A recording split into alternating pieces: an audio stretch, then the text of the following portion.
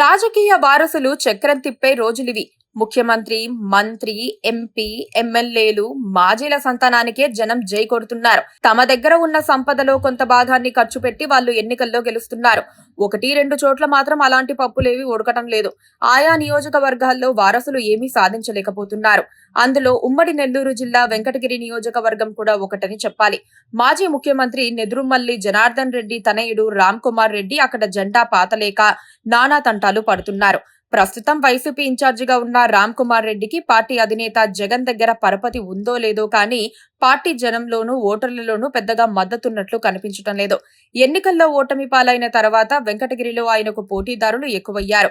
పార్టీలో ప్రత్యర్థులపై ఎదురుదాడి చేయటం ద్వారా రామ్ కుమార్ రెడ్డి మరింత అన్పాపులర్ అవుతున్నారని చెప్పుకుంటున్నారు. ఉమ్మడి నెల్లూరు జిల్లా రాజకీయాల్లో వెంకటగిరి నియోజకవర్గానికి ప్రత్యేక పేరుంది. దివంగత మాజీ ముఖ్యమంత్రి నెదురుమల్లి జనార్దన్ రెడ్డి చాలా కాలం పాటు వెంకటగిరి కేంద్రంగానే రాజకీయాలు చేశారు. ఆయన సతీమణి రాజ్యలక్ష్మి ఇక్కడి నుంచే ఎమ్మెల్యేగా గెలిచి మంత్రిగా కూడా పనిచేశారు.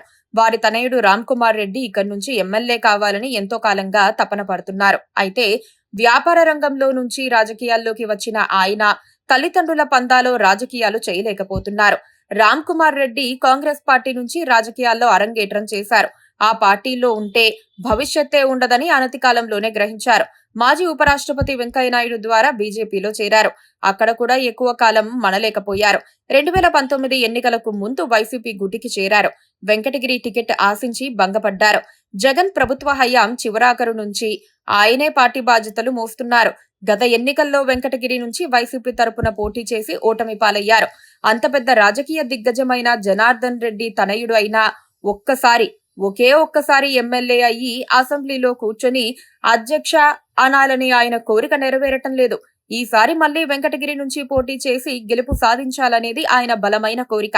వెంకటగిరిలో రామ్ కుమార్ రెడ్డి పట్టు సాధించలేకపోతున్నారని స్థానికంగా ఉండే వారిని ఎవరినడిగినా తెలిసిపోతుంది. ఆయనకు టికెట్ రాదని వైసీపీ నేతలే బహిరంగంగా చెబుతున్నారు. కావాలంటే నెల్లూరు ఎంపీ తీసుకోవాలని ఉచిత సలహా పడేస్తున్నారు.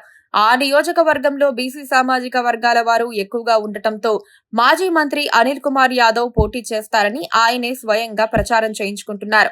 ఈ మధ్య గూడూరు నియోజకవర్గ నేత పేర్నేటి శ్యామ్ ప్రసాద్ రెడ్డి ఫ్లెక్సీలు వెలిశాయి. వెంకటగిరి రాజాలు ఇక్కడి రాజకీయాల్లో కీలక భూమిక పోషిస్తూ ఉండేవారు. రాజాల వారసుడు రాజా సర్వజ్ఞ యాచేంద్ర కుమార్ ఈసారి టికెట్ ఆశించే అవకాశాలు మెండుగా ఉన్నాయని చెబుతున్నారు. దీంతో పార్టీలోని ప్రత్యర్థులపై రామ్ కుమార్ రెడ్డి ఓపెన్ గా బరస్ట్ అవుతున్నారు. అది కూడా ఇప్పుడు ఆయనకు మైనస్ పాయింట్ కాబోతోందని చెబుతున్నారు.